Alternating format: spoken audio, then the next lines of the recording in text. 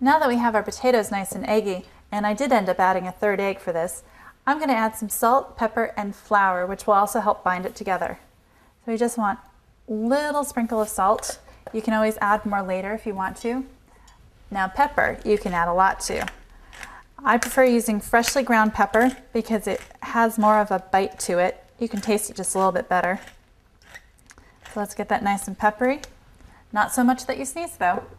And then we're going to add a little bit of flour in. Now this is something where you do need to use your sense of touch. So I'm going to start mixing it a little bit and adding in flour. This is about 1/3 cup that I put in here. Like I said, about 2 tablespoons per pound of potatoes, but it depends on the moisture content of the potatoes and certainly how many eggs you add as well.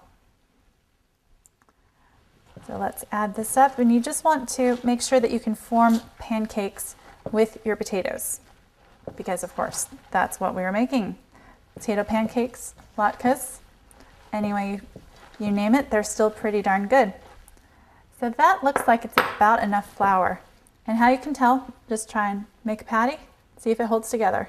This one's doing pretty well, so we probably have enough flour and it's on to the next step.